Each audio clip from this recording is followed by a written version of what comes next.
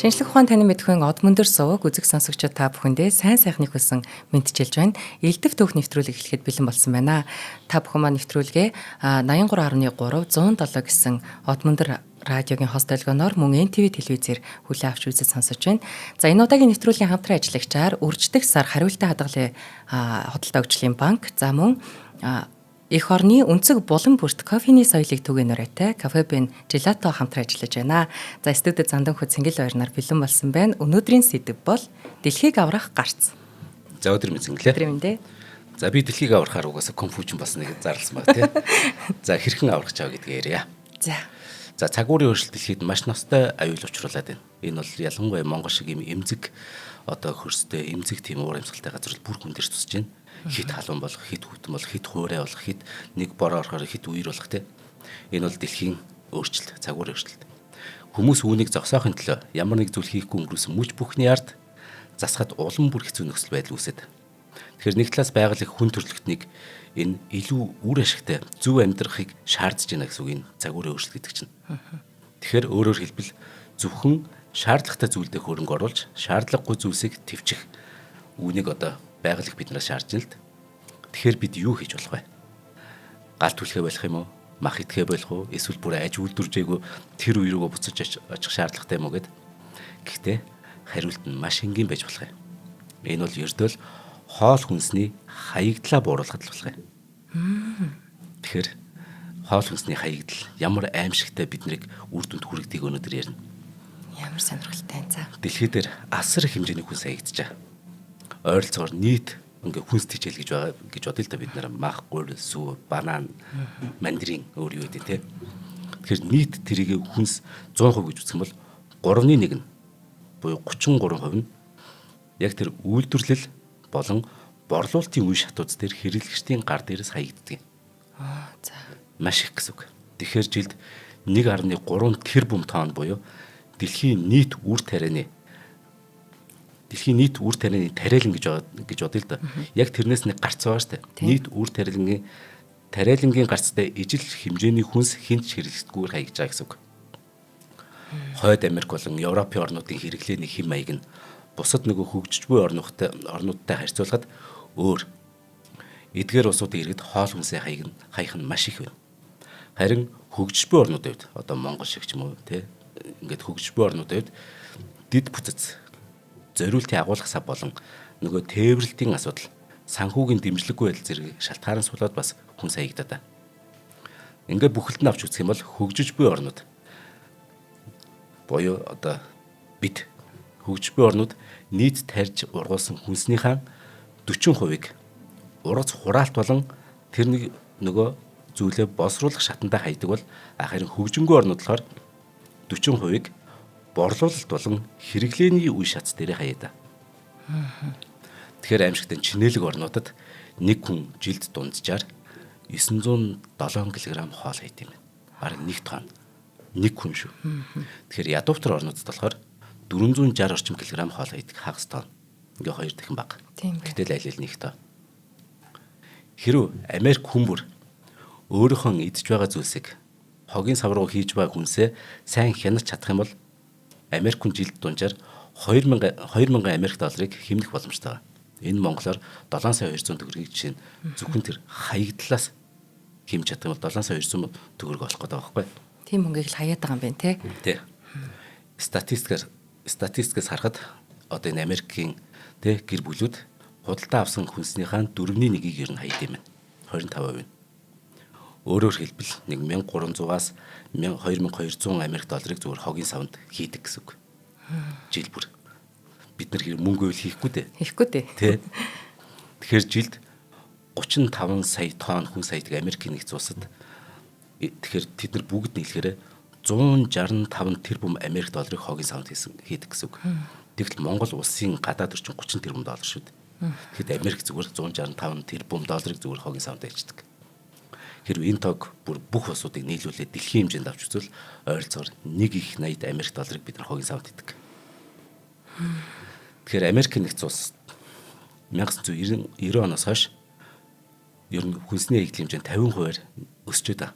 Тэгэхээр 90 оноос өмнө арай бага байсан шүү дээ. Хэрвээ 60-аад онтой харьцуулах юм бол бүр утгагүй. 60-аад он харьцуулбал Америк нэгдсэн улсын иргэд 3 дахин их хүнсийг хайдаг болсон. Гол нөлөөлж байгаа хүчин зүйл нь юу гэж? Хоолны порцийн хэмжээ нэмэгдсэн. 60-аад оноос ер нь 90-аад оноос хойш ч гэсэн байнга нөгөө калорийн агуулмж нь өсөд байгаа явдал.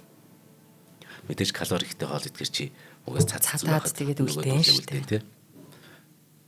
Тэгэд яг яагаад тэгвэл юм болоод байгаа юм? Урд өмнөхөөс бүүргэр жишээ нь 23% том болсон. Ундаа 52% том болсон. Юм жижигхэн мэсмэл одоо томыг зардаг болсон. Чипс гэд 60% томорсон.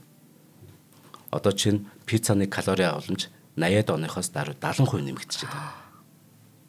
Тэгэхээр дэлгүүрүүч гэсэн мөн адил том хэмжээний сакс тавьдаг болсон. Жижигхэн нөгөө сакс биш.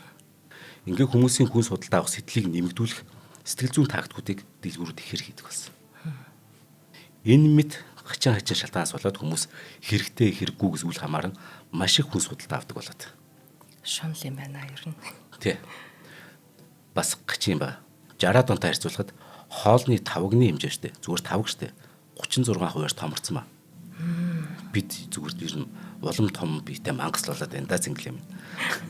Хоолны порц ихсэнтэй холбоотой хэсэг нь тодорхойгүй хөхт. Зүгээр тавган томорцсон.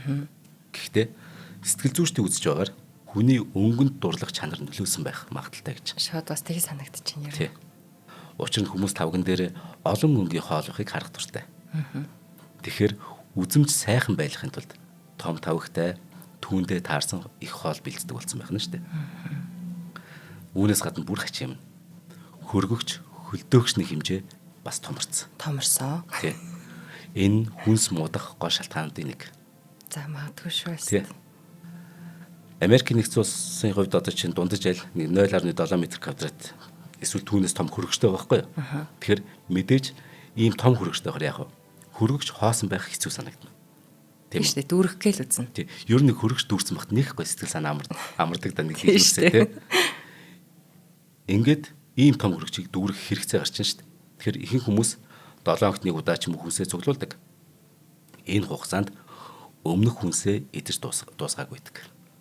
Ингээд дээр нь хөргөгч өөрөөс зарим хүнсний хадгалтын хугацааг бууруулдаг талтай шүү дээ. Ийм нэг хачин шалтгаанаар бид маш их зүйлийг хайдаг болж байгаа юм байна.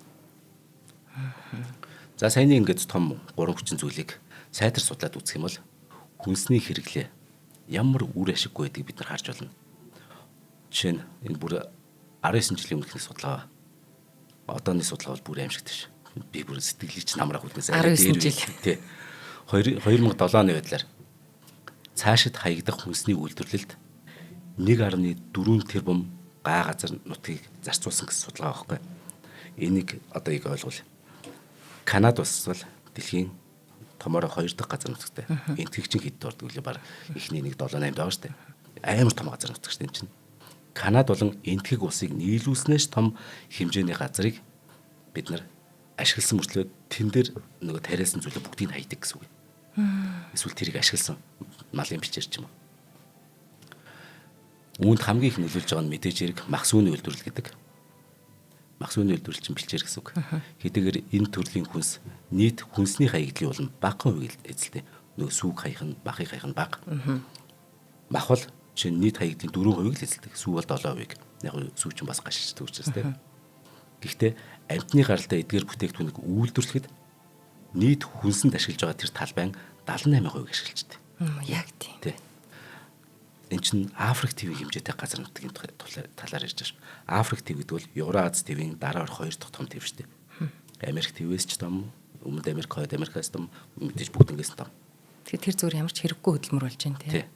Тэгэхээр Африк ТV-ийн хэмжээтэй газар нутгийг бэлчээрд мөн нийт газар тариалангийн талбайн 3/1-ийг малын тэжээлд ашигладаг гэж бид нар төсөөлж үзэх хэрэгтэй. За мэдээж түүнчлэн энэ ч нөгөө бид уламжлалт хийлээд байгаа учраас жил бүр 10 саяга ой модыг устгаж тариалан шинээр ашиглаад. Гэтэ энэ болгоныг эргээд хаяад байгаа шүү хамгийн амар. Үүнээс гадна бас нэг хач юм ба. Загасчлал хит их загасчлал маш их асуудал дагуулж. Энэ ирчээрээ хүн төрөлхтөн ийм их хэмжээний загасчлал хэрэг хийгээд их юм бол 2048 он буюу 23 жилийн дараа далаагаас арилжааны зориултаар загслах боломжгүй болно гэдэг тооцоо байдаг шүү дээ. Далай тэнгис хэр том блэ? Ямар уудан блэ? Тэгээ ямар гүнзгий вэ? Тэнд хідэн тэр бүн загас байгаа ч гэсэн энэ хичээр явах юм бол 23 жилийн дараа загслах боломжгүй болно гэдэг тооцоо байдаг. Учир нь загслал бол ан агнуурын нэг төрөл тийм үү? Хүмүүс хэрэгцээтэй хэмжээгээр биш харин аль болох олон загас барихын төлөө ажилладаг. Мөн сүүлийн 40 жилийн хугацаанд хүнсэнд хэрэглэх нөгөө загасны биеийн хэмжээ 2 дахин буурсан үнд нөлөөлж дэлхийн нийтээр давчаарх үзэгдэл явж байгаа. Энийг бараг тусна нэг нэвтрүүлэг болгоно. Энийг сони юм болоод. Загас давчаараад байгаа гэсэн. Загас давжирж. Тэгэхээр тоош архик нь улам олныг ашиглах болно. Адуу хүртэл давжирж. Цагаан бав хүртэл заан анааш бүгд давжирж байгаа шүү дээ. Дэлхийн нийтээр амьтад давчаарх үзэгдэл болж. Яг тэгэхээр чи яагаад гэж бодож байна? Яагаад тэгвэл хүн амар өндөр болоод байгаа юм бол одоо сүүлийн хүүхдүүд амар өндөр болчихсон. Хүн болохоор хоол хүнсний дутагдлд орохгүй. Бид илүү идээд байна. Тэгтэл амьтад хүнээс болоод хоол хүнсний дутагдлд орж байгаа учраас тэр энерги нөөцлөх хэрэгтэй байхгүй. Тэр том бие нөөцлөх боломжгүй шүү дээ. Том бие энэ хоол хүнсийг нөөцлөхийн тулд нөгөө маш их идэх хэрэгтэй. Тэнгүүд нэгэнд хоол хүнс нь хомс болж байгаа бол эн чинь эволюцийн хуулиар биеийн жижигэрдэг байхгүй. Тэгэхээр загас хүртэл эн чинь те сүүлийн 40 жилийн дотор загаснууд 2 дахин жижигэн болсон. Тэгэхээр 2 дахин жижигэн болно гэхээр илүү их хэмжээгээр бид нэр олборлно гэсэн үг, загасчлна гэсэн үг. Ийм юм болоод байгаа байхгүй шинжлэх ухааны тайлбар. Яа, тийм биш. Тэгэхээр бид нар ч. Тийм бид бол мангас нэр. Тэгэхээр жил бүр 27 сая тонн далайн амьтад загслах явцад 27 сая тонн өөр амьтад далайн өөр амьтад бас ингээд давхар баригдан тэгээд тэрнээс болоод үхэж үргэлждэг байхгүй. Загас барихын тулд өчнөө далайн амьтдыг бид нар хоморгонд нууцлаад өргөцдөг юм байна те хөрхий. Мөн жил бүр загасны торонд 300 мянган ширхэг халим далайн хай яст мэлхий зэрэг амьтд үхдэг. За одоо бүр цэвэр усны хэрэглээний үед авч үзэх юм бол нийт хэрэглэж байгаа усны 70%-ыг нь газар тариаланд ашигладаг шүү дээ. Бид нар унданд гэхээс илүү 70%-ыг нь газар тариаланд, 20%-ыг нь аж үйлдвэрт, үлдсэн 10% л бид нар ахуйн хэрэгцээнд зориулдаг. Тэгэхээр бид нар газар тариаланд хоол идэхийн тулд төлөөлөх гэсэн үг шүү дээ. Үүн дээр нэмээд хоол хүнсний нөгөө сав баглаа бодолд ашиглаж байгаа асар хэмжээний түүхий эдийн үйлдвэрлэлийн байгальд үзүүлж байгаа тэр сөрөг нөлөөг ингээд үзэх юм бол бүр утгаа алдна. Одоо энэ түргэн хувцсны талаар хоёрлаа бас нэг нэвтрүүлэг хийнэ. Одоо джинсийг хийхин тулд маш их хэмжээний ус орд юм байлээ шүү. Маш их. Тэгээд яг түргэн хувцсны одоо тэр аюулыг хоёлаа нэг түргэн хувцс дахиад дугаар нөө fast fashion-ыг түргэн хувцс гэж орчуулсан зүгээр. За тэгэхээр тэрийг тусдаа бас нэвтрүүлэг болно. Хамтран ажиллаж танилцуулаад хоёлаа үргэлжлүүлье те. За манай нэвтрүүлгийн хамтран ажиллагчаар за үрждэг сар хариулт хадгалын үрээтэй одоо энийг хэрэгжүүлж байгаа Худалдаа хөгжлийн банк маань хамтран ажиллаж байна. За Худалдаа хөгжлийн банкнд дэр нэг хэлэх гоё юм байгаа. Нөгөө үрждэг сар 2 дахин үржүүлээд өгье гэдэг урамшууллаа 5 сарын 13-ны хүртэл дахиад бид нарт зориулаад сонгосон байгаа. За энэ хөтөлбөрт хэрхэн хамрагдахыг манайхан ер нь мэдж байгаа. Гэхдээ товчхон хэлье. Худалдаа хөгжлийн банкны харилцагч хэрвээ та биш бол одоо дэлгэцэн дээр одоо QR код гарч байгаа. Тэрийг уншуулад Худалдаа хөгжлийн банкны онлайн аппликейшн татаад харилцагчаар бүртгүүлж болно. За 6 сар ба түүнээс дээш сарын хугацаатай хадгаламжийн данс нээн. За дансан дээрээ одоо Худалдаа хөгжлийн банкны Брито Виз Мастер гэх мэт одоо өөртөө тохирсон үйлчилгээтэй виртуал карта захиалж авна. За хэрвээ Худалдаа хөгжлийн банкны харилцагч хэрнээтэй хариулт хадгалын үйлчилгээнд бүртгүүлж амжааг бол өөрийнхөө ашигладаг дансан дээрээ Брито Виз Мастер гэх мэт одоо карта бас бүр хормын дотор виртуал карта үүсгээд авчнаа. За тэгээ хариулт хадгалын үйлчилгээгээр олоод байгаа энэ 25,000 төгрөгийг 50,000 төгрөг болгож урамшуулт өгөхдөө таны мөнгө хэд болоод яваад байгааг бол 7 хоногийн даваа гараг бүр бүртгэлтэй утасны дугаар за эсвэл одоо Viber-аар мессежээр илгээчдэг байгаа. За энэ хугацаанд бол харин хариулт хадгалын үйлчилгээг нэг удаа авах юм билээ. За тэгээ энэ үйлчилгээгээр хүмүүс маань одоо аялсан, зугаалсан, эрүүл мэндэд анхаарсан, машин тэрэг авсан одоо кейсүүд бол зөндөө байна. Тэгээд Худалдаа хөгжлийн банкны бүх салбаруудаар очиод энэ үйлчилгээнд бүртгүүлж болж байна. Тэгээ нэг өрөөтэй болсон шүү дээ бид нар. Нөө ухамсартайгаар ихний үйлдэлээгээд ухамсаргүйгээр одоо хоримтлалтай болоо гэд. За нэг масаж ээжийнх нэрээр андгааж надад үнийг хэлээ шүү. Чи ямар нэгэн байдлаар хоримтлалтай болсон уу? Би хоримтлалыг зээл маягаар өөртөө би нөө хадгалж чаддгүй. Тэгэхээр би бэлэн мөнгөөр авах боломжтой байсан ч зээлдэг. За тэгэхээр эвлүүлэгч хүний хувьд Одмон дэрийн чамд нэг үүрэг өгье. За. Заавал хоригдлолт бол яа гэвэл энэ үнэхээр ичэд нөрж бид Одмон дэрийнх мань дээлтэй айлгээд өчнөө явна. Тэгэхэд гадаадтай мөнгө төгрөг хэрэг болно. Тэгэхэд хоригдлол үнэхээр хэрэг болж л. Тэгэхээр ойрхон манай ажиллаж байгаа хотын төвд амч ойрхон нэг салбар дээр нь очиод хоригдлолт болж байгаа. Их баг гэлтгүй тэр үнэхээр хэрэг болдгийг би өөрийн биеэр мэдээд байгаа. Яа гэвэл сая нөгөө цэнгэлийн маань жишээ авч байгаа тэр машин тэрэгтэй болсон гэдэг жишээ нь би өөрөө би энэ хоригдлыг бол амин жишээ үр дүнг нь үнэхээр үзэж байна. За ингээд элдв түүх нэвтрүүлэг маань дэлхийг аврах гарц. Бид нар хайж гин гэтээ үнэхээр бодож байгаагүй зүйлийг тий. Харин тийм яг сонссон чинь хэцүү юм байна. За Америкийн нэгдсэн улсын иргэд жилд ямар их яг хүн саятгийг зүгээр жишээ болгож хэдүүлээ. За манай төв цэнгэлдэг байна. Маагч нэг том бол биш шүү дээ. Ер нь жижиг. Америкийн тэр одоо нөгөө хөлөмгийнх нь цэнгэлдэх яажууд манайх чинь Мики Маусын цэнгэлдэг шүү дээ.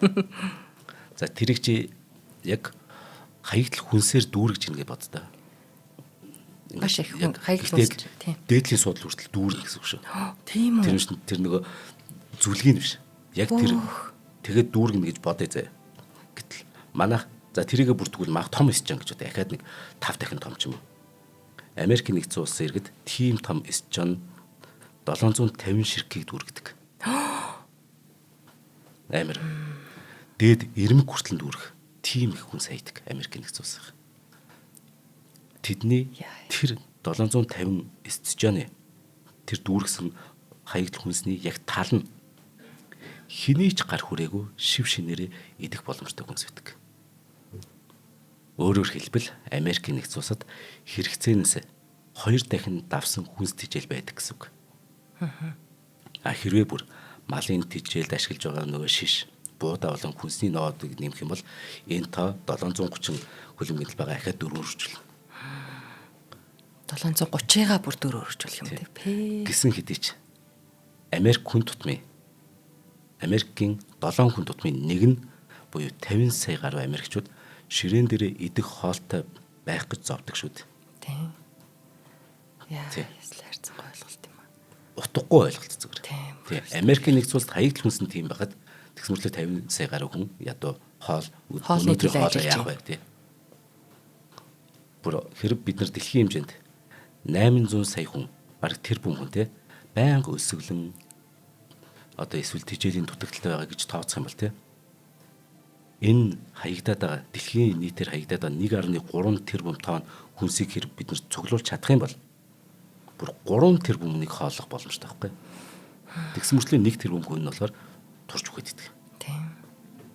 Хэрэг бид тэгэхээр ядчил хоол хүнснийхаа 4/1-ийг 25%-ийг л хэмнэж чадах юм бол 870 сая хүнд буюу дэлхийн бүх өсгөлүүнийг хооллоход хангалттай болно гэсэн үг.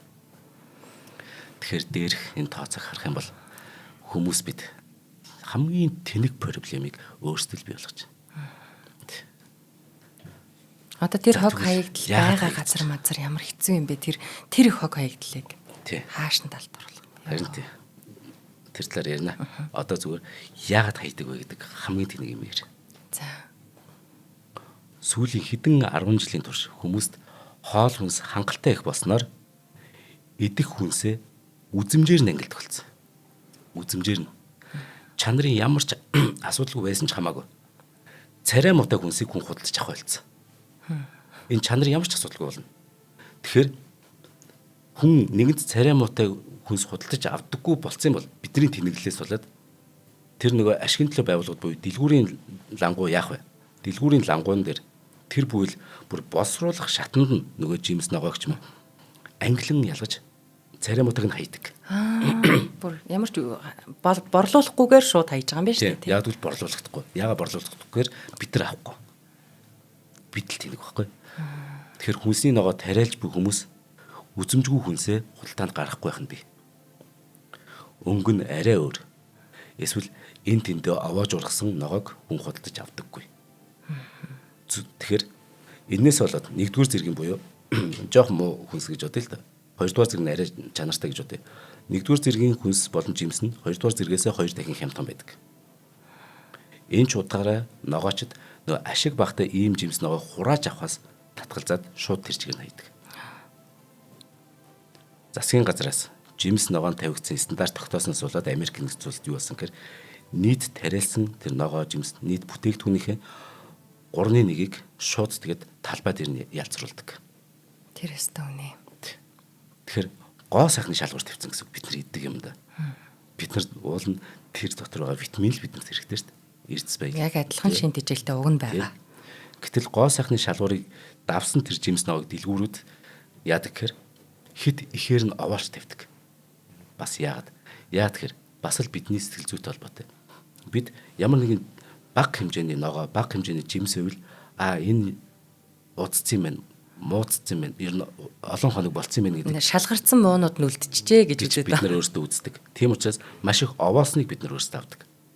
Овоосныг авахаар угаасаа тэнд овоолол байдаг. Гэтэ цаанаа тэнгүүд ингээд хаягдаал байдаг гэсэн үг. Яа, тэгтээ надад л чи сонсохоор би ч гэсэн тэгдэг. Тийм. Бид нар тэр овоолог үгэнд бид нар үлдэгдэл юм уу шавхруу гэж үл явдаг. Үүнээс болж маш их хэмжээний ногоо жимс мууддаг. Яа, одоо ингэж аахгүй. Үнэхээр би царайлаг төмөс мөмөс одоо авахтаа л би царамтыг нь авдаггүй. Харин бид дэлхийн нийтээр өөрчлөгдөх хэрэгтэй. Тэрнээс бид монголчууд хэдхэн хувь гэж бодож болохгүй шүү дээ. Бид яагаад үл тэ дэлхийн иргэн. За тэгэхээр чи тэр их хаягдсан тэ хүнс яадаг бол гэж асуусан шүү дээ. Энэ бол хамгийн аимшигтай нэ. Цагуурын өөрчлөлтөнд ямар чухал нөлөө үзүүлж байгааг бид зөв хальт дурлаа тий. Гэтэ газар тариалан бол хүмүүсийн байгаль орчныг хохироож байгаа хамгийн гол хүчин зүйл нэ. Газар тариал бидний элдв автомашин нөгөө уурхай энэ гэж бодоод байдаг. Газар тариал нь хамгийн амар.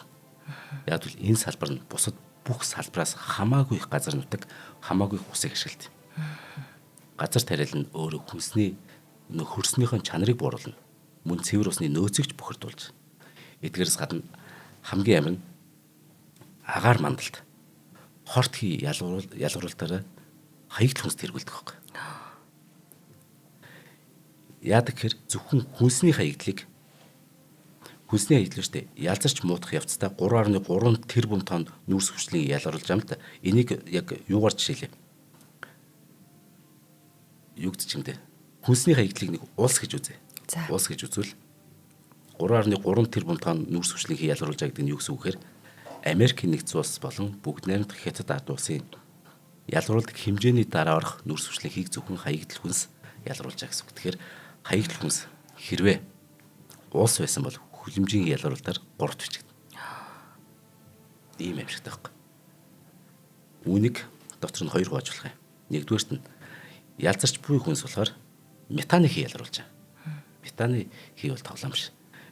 Одоо чинь 1-2 ширхэг зай гадлын хайсвал хөдөөхээр хаяхад асуудал үүсэхгүй. Гэхдээ хогийн цэг дээр ирэхээр энэ асар хэмжээний органик материалыг бөөгнүүлж хайснаар метаны хий ялгаруулалтыг нэмэгдүүлчихэж байгаа. Метан бол бид нар нүүрс хүчлийн хийг аюултай гэдэг бол метан өөрөө нүүрс хүчлийн хийнээс 25 дахин хүчтэй. Ингээд Америкийн нэгдсэн улсын хувьд жишээ нь зөвхөн хогийн цэгүүд нь нийт метан ялгаруулалтын 17% нийцэлждэг байхгүй. Зөвхөн хогийн цэг шүү дээ. Амар гоц. Хоёрдугаарт энэ хүнсний анх яг тэр энэ хүнсийг үйлдвэрлэх процесс гэж бод юм уу? Газар тариалан одоо ингээд нэг компани яваал ингээд ажил болно тий. Тэрийг ашиглаж байгаа энерги нь маш өндөр. Яг тэгэхээр 1 килокалори одоо чинь хүнс үйлдвэрлэхэд 3 килокалори эрчим хүч зарцуулдаг байхгүй. 3 дахин их зарцуулж байна тий. Энэ гэхдээ эн чинь зөвхөн юун ч анх үйлдвэрлэх үе чинь 3 гэдэг чинь 3 килокалори бол хэрвээ энэ дээр нэмэх нь босруулалт тийм одоо нэг хурааж авах. Тэгээд дэлгүүрлэлт одоо тээвэрлэлт тэгээ нэг хадгалт гэх юм бол энэ бүр гачинтай гарна. За одоо тэгээд бид бүхний бас нэг буруу ойлголт байгаа. Дуусах хугацааг бид нар ойлгодгүй гэсэлт. Энээс болж бас хүн саягддаг. Бид нар дуусах хугацааг ерөөсөө ойлгодог. Ер нь бид нар ч биш. Дэлхийн дээр буруу ойлгодог юм. Энэ талаар хоёулаа хамтраач танилцуулъя яриа. За би ч нэр нь л ойлгодог шүү дээ буруу юу.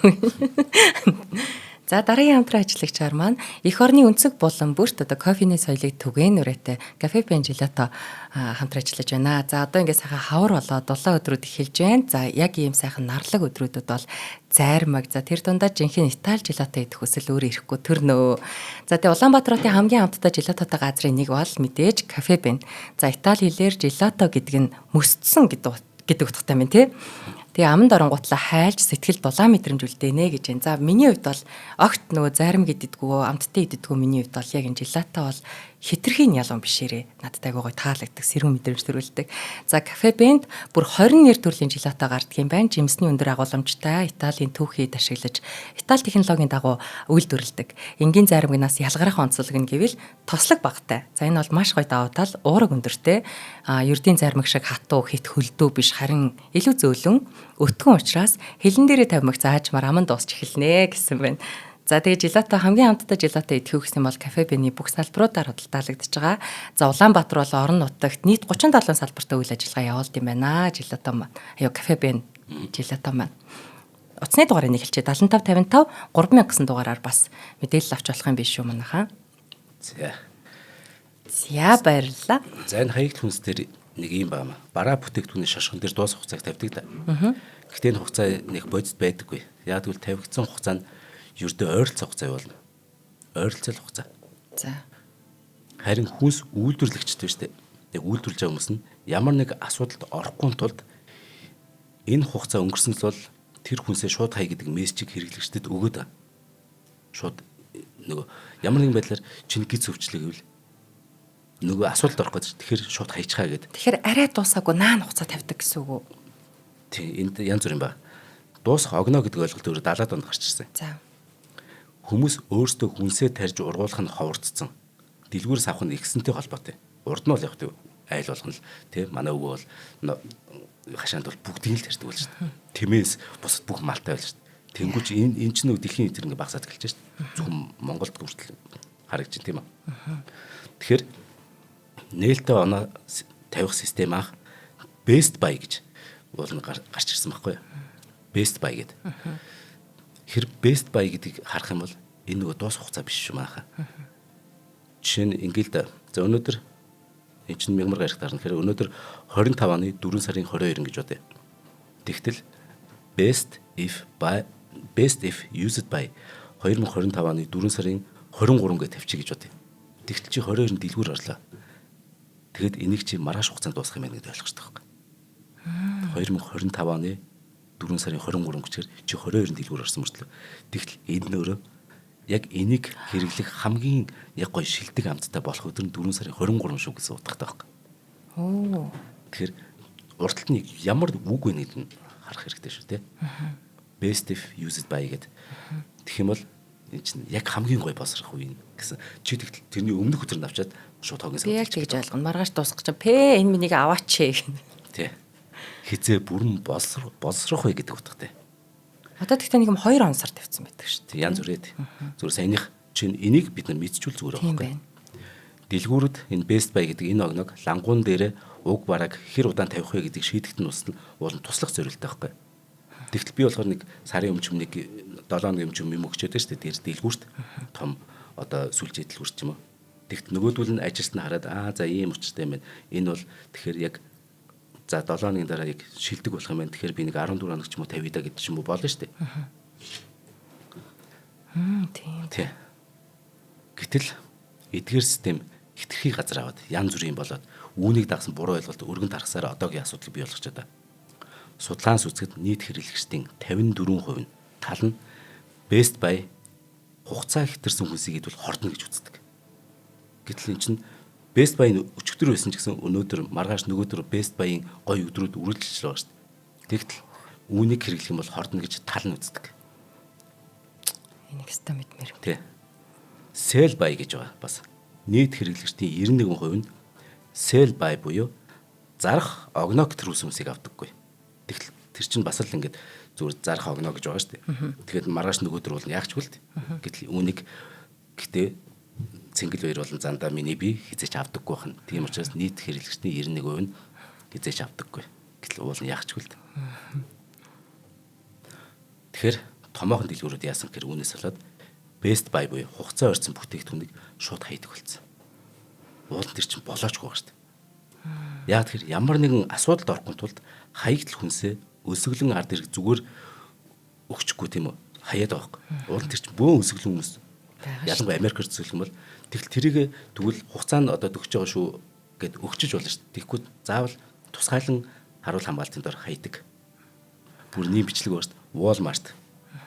Америк ямар том сүлжээдлгүй шүү дээ. Walmart дэлгүүрийн яг хаяхаар зэхэж байгаа тэр ямар ч асуудалгүй хүнсний бүтээгдэхүүнийг нэг хэдэн хүмүүс авах гэсэн чинь хамгаалагч нь гарч ирээд өгдөггүй.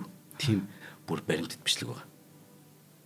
Яагаад хэн нэгэн тэдний дэлгүүрийн зарахгүйг шийдсэн хүнсийг идэж хорцсноос шууд хогийн зэх рүү зөөхөн тэр найдварт бизнесийн найдвартай зүг гэж үзсэн байгаа. Асуудал үүсэхгүй гэж тийм. Ийм гачин юмнууд их байна. За энэ бүх асуудал тэгэхээр нүдэнд ил байсаар хахад яагаад хүмүүс юу ч хийдэггүй юм бэ? Учир нь аливаа засгийн газар бол засгийн газар төлөөлж байгаа хүмүүс бол бидний ард иргэдийн толинд туссан л дүрс шүү дээ. Бид нар юу гэж бодно засгийн газарт ийм л юм гэсэн. Зөвхөн хангалттай олон хүн л ямар нэг зүйлийг хийхийг шаардаж гэмээн ямар нэг юм өөрчлөж эхэлдэг. Бид нар өөрсдөө шаардахгүй. Хүмүүс өөрсдөө энэ асуудлыг ойлгохгүйгээр энэ яагаад ч болохгүй. Тэгэхээр хэрвээ ойлгож бид нар чадах юм бол дэлхийн хэмжээнд шаардлага тавихад үр дүн өгөх боломжтой. Яаж л төрийн тэргүүнэр хаягдл хүнс үнэндээ муудаагүй төрийн тэргүүцэд хэрвээ ойлгуулж чадах юм бол ямар нэг болох гэдэг шүү дээ. Тэгэхээр тэдэнд хаягдл хүнсээр хоол хийж өгөх хэрэгтэй байгаа байхгүй. Гэж тий. Гэтэл яг ийм зүйл болсон. Яг 10 жил юм. За 2015 онд Нэгдсэн үндэсний байгууллагын тэр том саммитаар Францын ерөнхийлөгч асан Франсуа Олланд Нэгдсэн үндэсний байгууллагын ерөнхий нарийн бичгийн дараагаас Пан Ги Мун зэрэг дэлхийн 30 орны тэргүүнүүдэд Нью-Йоркийн алдартай тоогооч Dan Barber болон цагаан ордны тоогооч асан Сэм Каснер хаягдл хүнсээр хийсэн хоолоор үйлчилсэн. Бүр ингээд 30 орны төрийн тэргүүнүүдэд бүх зүйл сайхан байсан. Гэтэ хоолны цэсэнд орсон түүхий эдийн жагсаалт гарах үед л бүхний нүд нь орой дээр гарцсан. Бүгд эзснийхэн дараа нь. Яг эзснийхэн дараа ш. Ингээд энэ эдгтэй бол аз жаргалтай нарахгүй эзсэн байна. Маш аз жаргалтай. Тэгээ хинийхэн ч гиз өвдөг, хинийхэн ч дотор муугаараг. Гэхдээ дараа нь жагсаалтаа гаргацсан. Энэ юу юугаар бүтсэн бэ гэдэг. Хаягдл навчит ногоо, хаягдл алим, хаягдл ирний хоогоор хийсэн ногооны салаад. Шүүсэлсний дараа үлдсэн ногооны хаягдлаар амталж муудж амжаагүй талханд хавчуулсан бүргэр, малын тижэл зөөрүүлсэн шишээр хийсэн шарсан төмс. Дарсан шишийн шүүсээр дэлхийн ерөнхийлөгч нарыг дайлцсан баг. Задлж. Гэтэ бүгд нүд нь орой дээр гарсан ч гэсэн гэтэ мэдээж ойлгосон л даа хөрх. Тоогоочийн хэлснээр энэ зоог нь ердийн Америк хүний иддэг л хоол боловч түүнийг үнэхээр оронгоор нэргүүлсэн явдласан. Махны оронд мал хооллоход ашиглаж байгаа тийм шишээ идэх зэрэгээр амт шимтээ энэ мэд зүйлсийг ашиглах замаар дэмий хаягдл үүсгэх шаардлага байхгүй гэдгийг ойлгуулах гэжсэн. Гоё ягац. Тийм байна. За тэгэхээр бид Монгол гэдэг өөрсдөө тий жижигхэн цөөхөн буурай гэж бодох хэрэггүй. Бид яг л дэлхийн иргэдийн нэг бид юм болгонд манлайлагч авах хэрэгтэй. Энэ асуудлыг ярьсан шилтгаанд бид дэлхийн олон орноор явна. Ялангуяа элэг нэгт монголчууд дэлхийгээр нэгт хархан суусан байна. Энд бол тий манай нийт сонсогчдын дөрвөн хүн дотны нэг нь дэлхийд ирээдэг. Бидэнд сая 1 жил ян мэдлэгээ дэвшүүлж явахдаа ямар олон санаанд оронгүй газруудаас дэвшүүлж байна. Тэгэхээр энэ цаг үед ажиллаа хийн компьютераар суусаар бусдад нийлэх шаардлагагүй шахан байсаар дассан бид энэ дэлхийн хэмжээний асуудалд гар бие оролцсон гэхээр төсөөлөгдөхгүй ч магадгүй нөлөөлж чадна гэж бодохгүй ч магад. Гэхдээ та хүнсний хаягдлаа аль болох бага байлгаснаар байгаль ихт бодиттой хувь нэмэр оруулж байна гэдгийг ойлгох хэрэгтэй. Ялангуяа үүнийг монголчууд тий манлайлах хэрэгтэй. Хэдийгээр нэг хүний нөлөө бага ч гэсэн туслаар далаа бүтдэг шүү дээ. Тэгэхээр хүн бүр дор бүрний хичээж чадвал байгаль хийгээ аварч болох юм. Бид байгаль хийгээ аварчдаг кунфу мастеруд болъё гэж уриалж байгаа юм ээ. Тэгэхээр сөрөг сэтгэлгээ халж эрэг үр дагаварт нь хэдүүл анхаарцгаая. За баярлалаа. Айлгаснаа айгүй гой хонглыг зөрт гэрлээс тагаад урам өгчлөө баярлалаа. За шинжлэх ухаан танин мэдхүү Одмондор сувг үзэг сонсогчид та бүхэнд элдв төх нэвтрүүлгээ өргөлээ. Та бүхэн маань нэвтрүүлгээ Одмондор радио 83.3 107 гэсэн хост телефон NTV телевизээр хүлээн авч үзэж сонслоо. За энэ удаагийн нэвтрүүлгийн хамтран ажиллагчаар үрждэг сар хариултаа хадгалын урайтай Одолтой хөгжлийн банк, за мөн эх орны өнцөг булан бүрт кофений соёлыг түгээн урайтай Кафе Бенжилото хамтран ажиллалаа. Студид Зандахүү Цэнгэл хоёр нар байлаа. Баярлалаа. Дараагийн нэвтрүүлгээр уулзъя. За баярлалаа Цэнгэлээ. За.